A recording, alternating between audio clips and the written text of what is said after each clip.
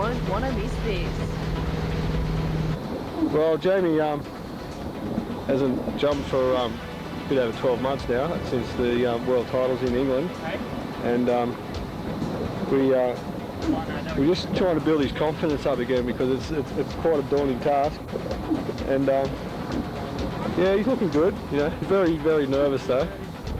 With good reason, inspired by his mentor and an unhealthy dose of Kodak courage, Jamie launches an assault on that big red monster of a jump ramp with a less than favourable result. He popped it on the chin, literally.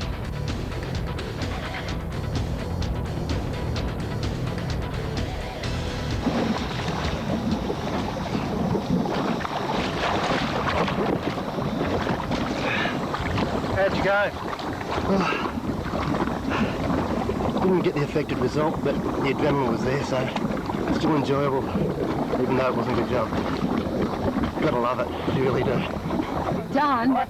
Oh, what a nice go. Nice shout. I think when I leant forward, I must have leant too far forward, which I should never have done, and banged my chin on the front of the ski. But you know, that's life. Things happen. Scars are much better than tattoos. Hey. People pay for tattoos, you don't have to pay for this.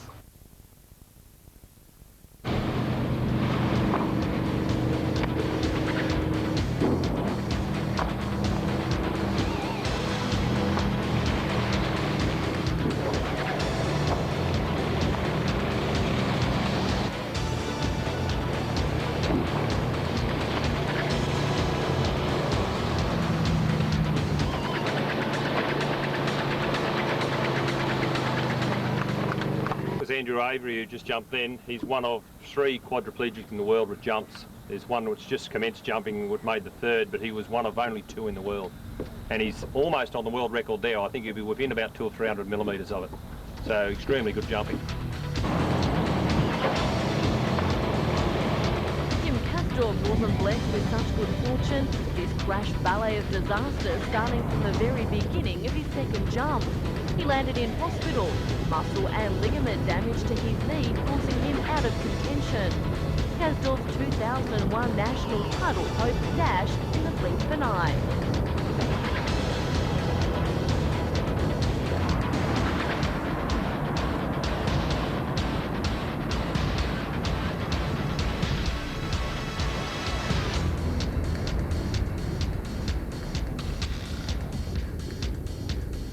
To sheer poetry emotion from the world jump champion Laurie Cunningham, skiing away from his opening attempt.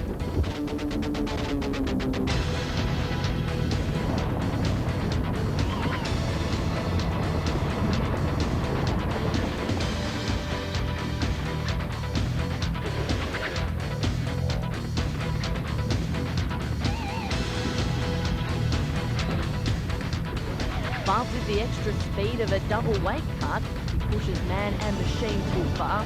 His experimental lightweight cage couldn't take the impact.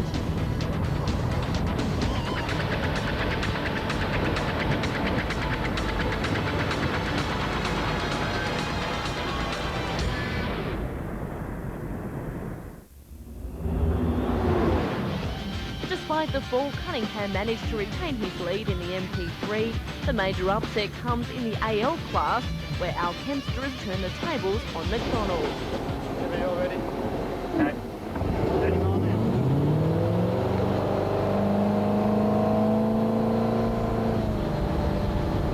I ski in the AL division and ski all 3 events, the trick, slalom and jump.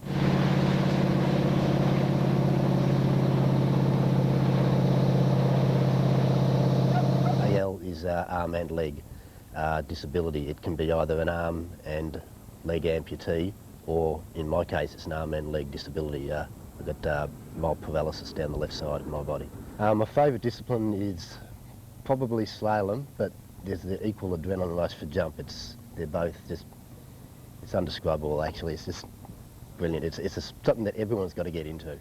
I first saw it in a boat magazine actually, and my friend wouldn't let me leave his house until I rang up that magazine and asked them about it. So, yep. Anything behind a boat is just great. We've already seen him on the water, but how do former ski racer Bushy Brown come to be at Marshall's Lagoon? He had a fall. I wasn't skiing real fast, but fast enough to hurt myself. I fractured my neck and started competing again in the ski racing because that was pretty much what I was good at the time, and still competed against able-bodied people, and I think I won.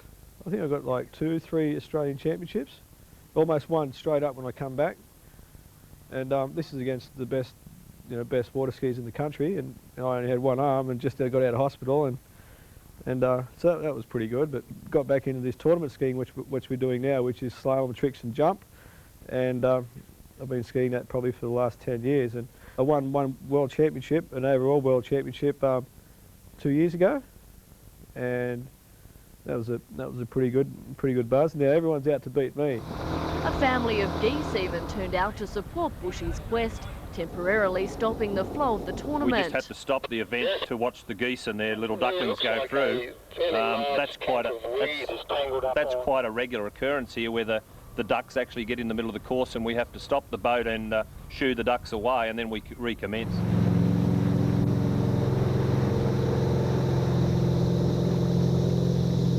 Day 2, round 2 of competition. Let's get straight into it. The pressure is definitely on. Let's see how they fare. This is a competition about who loses last, because ultimately the boat will win and the skiers will lose. The competition really started to rev up as skiers raced to close the gap or continue their winning momentum going into the final stages.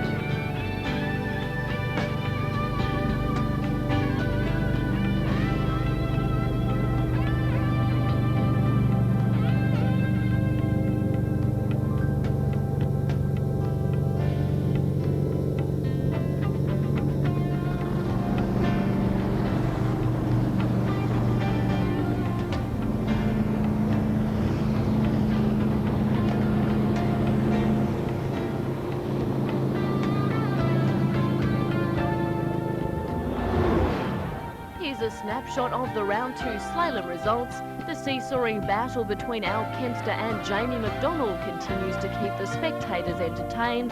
Kempster this time grabbing top honours in the event. Overall in the slalom, no surprises in the MP3, Cunningham snaring a convincing win, and McDonald reigned supreme over Kempster, though they pushed each other to the limit. Just 2 events to be decided, athletes turning up the heat in round 2 of the trick event. The most prized trophies were still on offer, the coveted overall winners, the 2001 national champions in each division. Mike Harris winding his way down the course, getting dizzy on his sit ski. A classy stand-up for Mike's trip back to the dock. He's renowned for his trick talent, though Steve hasn't been on the water as much as he would have liked recently. However, both some of the most demanding surface and wake turns in the world.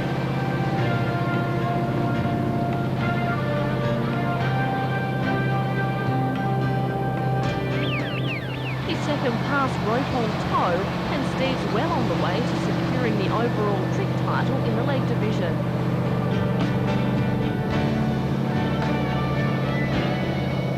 Barrel chases back. He may not have made it, no doubt he'll keep trying.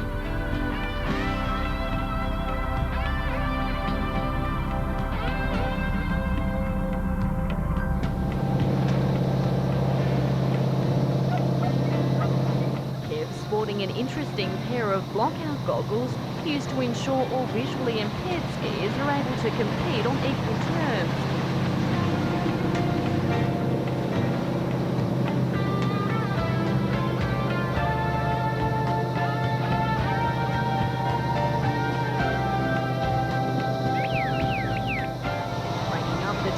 Level on the toe pass.